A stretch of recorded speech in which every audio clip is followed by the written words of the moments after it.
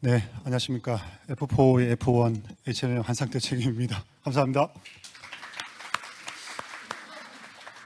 예, 소개를 너무 멋지게 해주셔가지고요. 살짝 긴장 안 했다가 급 긴장이 되기 시작하는 것 같습니다. 예, 제가 준비한 부분은 해운 산업의 미래 그리고 AI와 로봇을 활용한 해운 산업의 변화를 준비를 했습니다. 사실 이 AI와 로봇이 아시는 대로 워낙 파급 효과가 크다 보니까요. 이 해운 산업 내에서도 다양한 범위에서의 파장 효과가 있을 것 같습니다. 사실 많은 부분들을 제가 오늘 자리에 담지는 못했고 그 파장 범위에서도 특히 온실가스 규제 대응이라고 하는 부분에 국한해서 이 AI와 그리고 로봇을 다뤘다라는 점 참고해 주시기 바랍니다. 첫 번째 질문 이렇게 시작하셨습니다. 지금 해운 산업에서 왜 AI와 로봇을 말해야 하는가라는 부분입니다. 사실 이 부분을 제가 지금 현재 사용하고 있는 유료 AI 서비스 세 가지를 가지고 많은 시간을 좀 탐구를 해봤습니다. 도대체 왜 해야 되는가, 왜 해야 되는가. 핵심만 말씀드리는 것 같습니다. 현재 이 AI에 대한 여러 가지 파급 효과 그리고 로봇이 가지고 있는 가능성, 잠재력 이런 것들을 본다고 했을 때 현재 해운회사에서 당면하고 있는 이 온실가스 규제 대응 업무에 있어서 이 대응력을 보다 더 향상시킬 수 있다라는 부분이 큰 것 같습니다. 아시는 대로 탄소 규제는 점차 강화되고 있고 그 강화되는 상황 속에서 연료비와 그리고 탄소 비용 복합적으로 증가되고 있는 상황입니다. 그런 상황 속에서 육상 그리고 해상에서의 인력적인 부분들은 여러 가지 인력적인 역량과 그리고 효율 부분에서의 부담으로 작용하고 있는 상황입니다. 그래서 이런 여러 가지 작용 속에서 AI와 로봇이 가지는 파급력과 그리고 기대 효과성이 매우 크다라고 보여지는 상황인 것 같습니다. 저희가 최근에 이제 온실가스 규제를 되게 심도 있게 많이 다루고 있는 것 같습니다. 한 최근 5년 내에서요. 그러다 보니까 실제 저희 해운회사의 경영진 분들도 사고방식이 조금씩 바뀌고 있다라는 부분들을 목도하고 있습니다. 대표적으로 이런 것 같습니다. 과거에는 톤마일 경쟁력이 대표적인 해운회사의 경쟁력이었습니다. 아시는 대로 더 많은 화물 그리고 더 빠르게 운송하는 것이 해운회사의 경쟁력이었던 시대가 있었습니다. 하지만 이제 온실가스 규제 패러다임에서는 그에 따른 KPI가 변형이 되고 있죠. 대표적으로 탄소 집약도 그리고 연료에 대한 전략 그리고 데이터에 대한 신뢰성 이런 부분들을 회사의 KPI로 바뀌고 있습니다. 그래서 최근에 저희 회사의 경영진 분들도 이런 문의를 많이 하십니다. 우리 회사에서 앞으로 어떤 연료를 가져가야 될까? LNG가 답인가? 아모니아가 답인가? 이런 질문들을 부쩍 많이 하십니다. 그리고 아니 신조만 계속할 수 없으니 개조를 해야 되는데 도대체 어떤 선박을 개조를 해야 될 것인가에 대한 질문들도 하십니다. 그리고 어떤 항로 그리고 항만이 이런 탈탄소 시대에서 좀 더 유리한 조합인가에 대한 질문도 하십니다. 그리고 제일 중요한 비용은 도대체 누가 부담하는 것이냐? 차터링하는 배들은 차터에서 부담을 하는가? 내지는 계약은 어떻게 할 것인가? 이런 부분에 대한 경영진분들의 새로운 질문들이 쏟아지고 있는 상황입니다. 자, 이런 상황 속에서 AI가 가지는 온실가스 대응 업무에 있어서의 혁신하는 영역을 나름대로 저희가 선별을 해보았습니다. 보시는 대로 네 가지 부분으로 우선적으로 좀 선별을 해보았습니다. 이 네 가지 영역은 다른 영역들도 분명히 있겠습니다만 이 네 가지 영역이 선사에서 가져갈 수 있는 어떤 파급력과 그리고 효과성이 가장 높은 영역이다라고 판단을 하고 있습니다. 보시는 바와 같이 첫 번째 운항 최적화, 그리고 두 번째 성능 관리, 그리고 세 번째 장비 최적화, 네 번째 규제 보고 자동화 부분이 되겠습니다. 운항 최적화 부분들은 현재 저희 당사에서도 여러 가지 어떤 소위 새로운 서비스들을 시도를 하고 있습니다. 그리고 여기 계신 조선소분들 그리고 기자재 업체 측에서도 여러 서비스를 발굴을 하고 계시는 것 같습니다. 가장 키는 이거죠. 데이터 기반. 기존에 선사에서 운항 최적화를 한다라고 했던 부분들은 다 경험적인 베이스였습니다. 선장님의 경험 그리고 육상의 관리자들의 경험이었죠. 그런 부분들을 좀 더 데이터를 기반으로 한 운항 최적화에 대한 서비스를 갈망을 하고 있는 상황인 것 같습니다. 성능 관리 부분도 비슷한 맥락입니다만 결국 저희가 성능 관리라는 부분들은 기존의 PMS라고 하는 계획 정비 기반의 성박 관리를 했던 부분들을 조금 더 최적의 주기로 정비를 할 수 있는 기대 효과를 가지고 있는 부분이 되겠습니다. 장비 최적화 부분은 거기에서 더 나아가서 조금 더 최적이라는 개념에서 예지 정비를 할 수 있는 쪽에 대한 기대를 하고 있는 상황입니다. 마지막으로 규제 보고 자동화 부분은 기존 수작업하고 있던 부분들을 자동화 그리고 그 자동화에 더불어서 AI를 이용을 해서 그 AI에서 가져갈 수 있는 어떤 빠른 어떤 Q&A까지도 기대를 하고 있는 것 같습니다. 다음으로 로봇입니다. AI와 로봇은 또 다른 측면에서의 기대 효과를 가지는다는 것은 다들 익히 아실 것 같고요. 같은 맥락에서 또 네 가지 분야를 한번 또 탐구를 해봤습니다. 첫 번째 선박 검사 로봇, 그리고 선체 관리 로봇, 그리고 벙커링 로봇, 고소 정비 로봇 이렇게 선별을 해봤습니다. 조금 첨언드리자면 상당히 고뇌를 많이 했습니다. 도대체 로봇을 현재 어떤 분야에 우리가 쓰면 가장 효과성이 높고 특히나 온실가스 규제 범위에서 효과성이 있을까를 고민했습니다. 첫 번째 선박 검사 로봇입니다. 이게 과연 온실가스랑 어떻게 연결될 것인가에 대한 부분이었습니다. 탐구 결과 제가 내린 어떤 결론이 이렇습니다. 현재 검사 방식을 한다라고 했을 때는 당연히 선원 또는 사람, 휴먼에 기인할 수밖에 없는 상황이고요. 그러다 보니까 검사 시간 자체가 상당히 길어진다라고 하는 부분들이 있는 것 같습니다. 결국 로봇을 활용해서 좀 더 이 검사 시간을 단축시킬 수 있다라고 하면 정박 중에 배출되는 온실가스 배출량을 줄여줄 수 있겠다라는 부분과 연결할 수 있는 것 같았습니다. 그리고 선체 관리 로봇입니다. 아신 대로 선박은 이제 항해를 하면서 또 항해를 하지 못한다라고 하면 선박이 장기 정박을 하는 경우도 생깁니다. 이럴 경우에 선체 하부에는 파울링이라고 하는 선체 오염이 발생을 하죠. 그러니까 이런 오염들을 어떻게 좀 더 효과적으로 프로액티브하게 관리할 수 있겠느냐라는 부분도 로봇이 가져갈 수 있는 효과성이 하나인 것 같습니다. 그리고 세 번째로 벙커링 로봇입니다. 저희가 탈탄소를 이야기를 하면서 이야기하는 것 중에 이제 연료를 이야기하지 않습니까? 그리고 그런 연료들은 대부분 다 앞으로 선원의 안전 관점에서는 다 위험한 물질들이죠. 대표적으로 암모니아 같은 경우에는 이제 대단히 높은 이제 톡식을 가지고 있는 상황이기 때문이죠. 그러니까 그런 부분들을 선원들에게 최소한으로 노출시킬 수 있는 환경을 구축해 볼 수 있는 부분들은 결국 벙커링 로봇이라고 생각을 했습니다. 그래서 흔히 저희가 벙커링 작업 중에 투입되는 선원들의 배치를 뭐 이상적으로 본다라고 하면 전면 제로 휴먼을 없앨 수 있는 그런 부분들까지도 갈 수 있을 것 같습니다. 물론 이제 제가 말씀드린 게 좀 실수를 한 것 같습니다만 선원을 없애겠다는 쪽은 아니고요. 좀 더 이제 이런 노출 안전 위반될 수 있는 노출 환경에 어떤 회피시킬 수 있는 그런 쪽으로 방향을 잡는 게 맞다고 생각을 하고 있습니다. 그리고 네 번째로 고소 정비 로봇입니다. 제가 그림을 조금 이제 AI를 따오긴 했습니다만 비단 이런 어떤 윈드 프로폴전의 장비 기술에 국한될 것 같지는 않고요.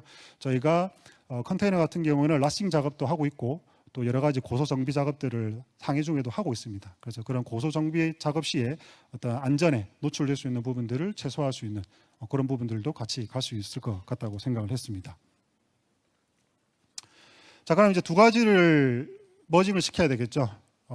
AI와 그리고 로봇이 결합이 가져올 새로운 운영 모델로 저희가 생각할 것은 결국 키는 자가 개선형 선박이라고 조금 칭해봤습니다. 자, 이 부분은 이런 것입니다. 결국 데이터를 처음부터 이제 수집을 하고 그리고 데이터를 기반으로 AI 분석을 하게 되겠죠. 그리고 그 AI 분석 결과에 따른 여러 가지 시사점들 그리고 그 판단 결과에 따른 부분들을 현장에서 실행할 수 있는 현장 조치가 필요할 것입니다. 이때 현장 조치가 기본적으로 이제 로봇이 기반이 돼야 되겠죠. 그리고 그 현장 조치에 대한 결과로서 효과성 검증을 또 AI로 통해서 검증을 하게 될 것입니다. 그리고 이런 모델들은 재학습을 통해서 새로운 데이터 수집 시에 다시 인베드되는 그런 형태의 사이클을 보여줄 것으로 보여집니다. 이런 형태의 자가 개선형 선박이 가져올 어떤 미래의 경영적 의미는 의사결정 속도를 좀 더 증가시킬 수 있을 것 같고요. 그리고 인력, 일정도에 대한 그리고 역량에 대한 부분들을 조금 더 평준화시킬 수 있을 것으로 보입니다. 그리고 대표적으로 규제 대응 업무에 있어서의 효율성, 끝으로 선대 전체에 대해서 회사의 전체적인 역량에 대한 표준화, 업무 프로세스를 가져갈 수 있을 것으로 예상이 됩니다. 저희가 이제 온실가스 규제 대응을 함에 있어서 여러 가지 기술들과 그리고 서비스들을 보고 있습니다. 그런 서비스들 중에서 현재 당사에서 가장 그래도 유망하겠다, 적용이 유망하겠다라고 하는 시나리오 네 가지를 선별을 해봤습니다. 앞서 말씀드렸던 내용과 조금은 중첩되는 부분도 있습니다만 선사 관점에서 온실가스 규제 대응에 초점을 맞춘 어떤 필요로 하는 유망 서비스 시나리오다라고 봐주시면 될 것 같습니다. 첫 번째 운항 최적화, 그리고 두 번째 선체 성능 관리, 그리고 세 번째 항만 연계 최적화, 그리고 네 번째 규제 대응 자동화 될 것 같습니다. 물론 네 가지에 대해서 이미 상용화된 기술을 가지고 계신 서비스 업체분들도 계시고요. 그 서비스에서 좀 더 고도화를 지향점을 가지고 가시고 계신 부분들이 있는 것 같습니다. 특히나 대표적으로 규제 대응 자동화 부분이죠. 제가 뭐 익히 조금 들었던 어떤 여러 가지 소문 중에서도 국가에서도 이런 규제 대응 자동화에 대한 서비스를 발굴하기 위해서 좀 국가 R&D도 또 추진하신다라는 부분도 제가 익히 알고 있었습니다. 결국 키는 이런 서비스들의 어떤 출현을 떠나서 그런 서비스들이 선사에서 가지고 있는 온실가스 규제 대응의 초점에 조금 더 맞출 수 있는 그런 어떤 다양한 활동들이 필요하지 않을까. 그리고 그런 다양한 활동들과 함께 결국 이런 서비스들이 선사 입장에서의 ROI 부분들이 숫자적으로 나올 수 있는 활동들이 좀 필요하다고 보여집니다. 쭉 설명드리다 보면 도대체 뭐가 처음 선행되어야 되냐라는 또 생각을 가질 수 있는 것 같습니다. 저도 이 부분이 현재 제가 개인적으로 최근에 AI에 대한 주제에서 실무를 하면서 가장 많은 시간을 투입하고 있는 부분입니다.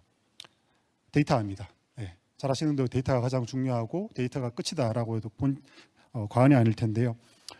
실제 저희 당사에서도 선박 종합사항실이라고 하는 선박 관제센터를 운영을 하고 있습니다. 그래서 거기에서도 약 한 5천여 종의 데이터들이 모여지고 있는 상황이고요. 데이터에 대한 품질 부분 관점에서 여러 가지 부분들을 좀 실행을 하고 있습니다. 그 실행 과정에서의 식별되었던 여러 가지 리스크 그리고 현재 데이터 품질 관점에서 현재 우리들이 가져야 될 어떤 관점, 질문들은 무엇일까에 대한 부분들입니다. 자세한 내용들은 유인물을 참고하시면 될 것 같고요. 가장 키는 데이터의 품질 자체가 생각보다 그렇게 좋지는 않더라라는 부분입니다. 아마 이제 데이터를 만져보셨던 분들은 공감을 하실 텐데요. 뭐 데이터의 어떤 규칙 부분이라든지 그리고 데이터의 소실 부분이라든지 그리고 데이터의 일치성이라든지 여러 가지 부분들이 조금 생각보다 아직 좀 손봐야 될 것이 많다라는 것들이 식별이 되고 있는 상황입니다. 결국 키는 저희가 이 데이터 품질 부분에서는 데이터의 시스템을 도입을 함에 있어서 데이터의 가버넌스와 운영 규정도 같이 병행이 되어야만 데이터 품질 관리 개선을 이룰 수 있다라고 하는 부분이 하나의 어떤 시사점이 될 것 같습니다. 그런 측면에서 저희 당사에서도 데이터 품질을 제고시키기 위한 일련의 활동들을 하고 있고요. 그 일련의 활동의 하나의 팩터만 말씀을 드리고자 합니다. 결국 품질 관리를 가려고 하면 품질에 대한 표준이 필요하다고 판단했습니다. 그 표준을 무엇으로 할 것이냐에 대한 부분은 널려 있습니다. 어떤 것들은 표준화가 되어 있는 것도 있고요. 어떤 ISO적인 측면에서 표준화가 되어 있는 것도 있고요. 어떤 것들은 또 선사 자체적으로 표준화를 가져가는 부분들도 있을 것 같습니다. 일단 당사에서는 ISO 표준을 조금 차용해서 가볼까 방향을 잡았습니다. 보시는 대로 ISO 25012 그리고 25014라고 하는 품질 표준을 정형화된 데이터입니다. 데이터 품질 표준이 있다는 걸 인식을 했었고요. 이 데이터 품질 표준 체계 내에서 6가지 지표를 가지고 이 6가지 지표별 당사에서 수집되는 데이터에 대한 현황이 어떤지에 대한 부분들을 객관적인 수치로 한번 뽑아내는 시도들을 현재 진행을 하고 있는 상황이 있습니다. 앞으로는 또 AI 시대 그리고 AI 시대에서는 비단 정형 데이터 이외에도 잘 아시는 대로 비정형 데이터 부분도 분명히 다뤄야 될 시점이 올 것 같습니다. 물론 지금은 조금은 섣부른 단계일지 모르겠습니다만요. 결국 그러면 이 비정형 데이터를 다룬다고 했을 때에도 현재 시점에서 목도되었던 이 데이터에 대한 품질 부분도 같이 어떤 관리할 수 있는 부분들이 필요하다고 판단을 하고 있고요. 그런 부분들을 좀 더 ISO 관점에서 같이 볼 수 있는 부분들을 고려를 하고 있는 상황이 있겠습니다. 죄송한데요. 안 넘어가지는데요. 죄송합니다. 네. 여기까지가 이제 저희 어떤 고민과 그리고 여러 가지 좀 생각들을 말씀을 드려봤고요. 가장 어찌 보면 궁금해하실 그래서 HMM은 뭐 하고 있냐 이런 부분입니다. 사실 좀 많은 내용들을 준비를 못했습니다. 뭐 여러 가지 이유가 있습니다만 좀 다음번에 또 기회가 있으면 더 말씀을 드릴 테고요. 2가지 부분만 말씀을 좀 드리려고 합니다. 첫 번째, 아비커스사의 자율운항 시스템 도입입니다. 이미 이 부분은 기사에서도 나와 있습니다만 저희 당사에서는 일단 40척 선박에 대해서 이 아비커스사 솔루션을 도입하는 것으로 결정이 되어 있고요. 추가적으로 전선대로까지 확장하는 것을 목표로 가져가고 있습니다. 아시는 대로 현재 아비커스사의 자율운항 솔루션은 하이나스 컨트롤이라고 하는 네이밍이 있습니다. 이 하이나스 컨트롤 2.0을 기반으로 해서 전국에는 레벨 4까지 가겠습니다만 현재는 레벨 2를 지향을 해서 현재 설치와 그리고 운영을 앞두고 있는 상황이 되겠습니다. 이런 솔루션을 통해서 당사에서는 결국에는 연료 소모량 절감과 그리고 운항 최적화라고 하는 두 가지 목표를 이루기 위해서 진행을 하고 있는 상황이 되겠습니다. 두 번째는 앞서 말씀드렸던 선체 방호 관리 부분입니다. 이 부분은 이제 로봇에 대한 부분입니다. 요턴사라고 하는 곳에서 헐 스케이팅 솔루션이라고 하는 기술을 가지고 있습니다. 이 기술은 기존의 선박이 방호가 파울링이 발생을 했을 때 후행적인 측면에서의 클리닝이 아니라 조금 더 프로액티브 선행적인 측면에서의 선체 방호 관리를 하겠다라는 부분이 가장 키 메시지인 것 같습니다. 그리고 그런 선행적인 액티브 관리를 로봇을 통해서 하겠다라고 하는 부분이 되겠습니다. 당사에서도 현행의 헐 파울링 관리에 있어서의 여러 가지 개선 필요 사항들을 식별을 했고, 그런 개선 필요 사항의 방향은 결국 이런 프로액티브 선행적인 헐 케어가 필요하다. 그리고 그런 헐 케어에 있어서 현재 요턴사의 헐 스케이팅 솔루션이 가장 어떤 합리적인 방향이다라고 생각을 해서 추진을 하고 있는 사항이 되겠습니다. 네, 제가 준비했던 마지막 슬라이드 부분이고요. 조금 서머리를 드리겠습니다. 말씀드렸던 AI와 로봇이 여러 가지 파급 효과를 가지겠습니다만 온실가스 업무에 국한해서 본다라고 했을 때는 저희 당사에서는 정확한 데이터, 이 정확한 데이터는 결국 신뢰할 수 있는 정보 결과로 이어진다라고 판단을 하고 있습니다. 그리고 이러한 데이터를 기반으로 AI를 활용한 빠른 의사결정을 기대를 하고 있고요. 그에 따른 로봇을 최종적으로 현장에 투입해서 좀 더 자동화된 현장을 만들려고 노력을 하고 있습니다. 네, 제가 준비한 부분은 여기까지 말씀을 드렸습니다. 감사합니다. 발표 감사합니다. 잠깐 질문 받고 내려가시겠습니다.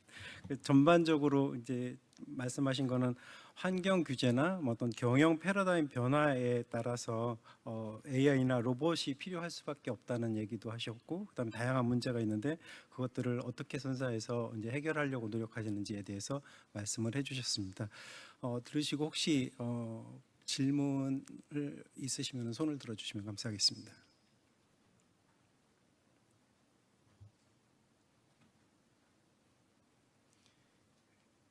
예, 그럼 제가 질문을 하나 하겠습니다. 아까 그 앞 세션에서 양종서 수석 자료에 잠깐 그 조선소랑 해운사랑 뭐 연계 부족하다 이런 말이 나오기도 하고, 그리고 어떻게 보면은 데이터 품질 얘기도 나오기도 하셔서, 그래서 조선소에 오신 분들이 여기 좀 많이 계시거든요. 그래서 조선소에서 설계나 생산 데이터를 어떻게 하면은 조금 더 효율적으로 좀 선사해서 활용할 수 있을까? 조선소에 부탁하고 싶은 그런 거 언급하시는 것도 좋을 것 같습니다. 네, 질문 감사드립니다. 그리고 또 좋은 기회인 것 같습니다. 안 그래도 공교롭게 최근에 이런 AI 기반의 여러 가지 저희가 온실가스 규제 대응 서비스 그리고 자사의 어떤 솔루션을 자체 연구를 하면서 느꼈던 부분입니다. 두 가지 키워드인데요. 첫 번째 키워드는 표준화입니다. 아마 조선소 근무하시는 분들 쪽에서 선박 성능과 관련된 일을 하시는 분들은 아마 아실 것 같은데요. 선박 성능에 관련된 조선소 측에서 선주사 측에 제공하는 여러 가지 도면과 정보들이 조선소별로 다릅니다. 정보의 종류도 다르고요. 그리고 그 정보에서의 퀄리티도 좀 다르다라고 하는 부분들이 실제 있었습니다. 그래서 조금 더 조선 3사만이라도 내지는 뭐 조선 5사라고 할까요? 좀 서운해하실 분도 계실 수 있으니까 조선 5사만이라도 조금 그런 선박 성능과 관련된 선사에 제공하는 데이터 그리고 어떤 정보의 종류를 조금 표준화 시켜주시면 어떨까라는 부분이 있습니다. 제가 좀 더 실무적인 내용들을 드리고 싶습니다만 또 어떤 분은 또 좀 다치실 것 같아서 제가 그것까지 말씀 못 드리겠고요. 일단 표준화라고 하는 키워드가 좀 필요하다 느꼈습니다. 그리고 두 번째로 연결성인 것 같습니다. 아마 이 부분은 조선소 분들도 같은 공감을 하실 것 같습니다. 조선소에서 처음 설계를 할 때 예상하는 어떤 성능이 있죠. 그리고 예상했던 성능이 실제 나오는지 모델 테스트도 해보고 그 다음에 시운전도 해보고 다 합니다. 그런 다음에 딱 이제 끊겨버리죠. 배가 인도되고 난 이후의 데이터는 선사의 데이터니까 선사에서만 알고 있는 부분입니다. 근데 선사에서도 그런 겁니다. 아니 우리는 그 전에 사이클에서의 데이터 부분들이 정보와 데이터들이 선사에서 운영 단계에서의 뭐 이상적으로 패선 때까지 쭉 연결된 연결성의 데이터를 보고 싶어하는 부분이 있습니다. 근데 이 부분이 조선소 측에서는 조선소 측 나름대로의 딜레마, 저희는 저희만의 딜레마로 해서 연결성이 끊겨버리죠. 그래서 그런 부분들을 좀 더 연결성의 어떤 측면에서의 종합적인 데이터를 다룰 수 있는 좀 체계가 좀 필요하다라는 부분들을 최근에 좀 많이 인식을 하고 있습니다. 그래서 정리해서 말씀드리자면 표준화 부분과 연결성 이 두 가지를 조금 조선소분들과 기회가 되면 계속 좀 소통하고 싶다라고 말씀을 드리고 싶습니다. 이상입니다. 예,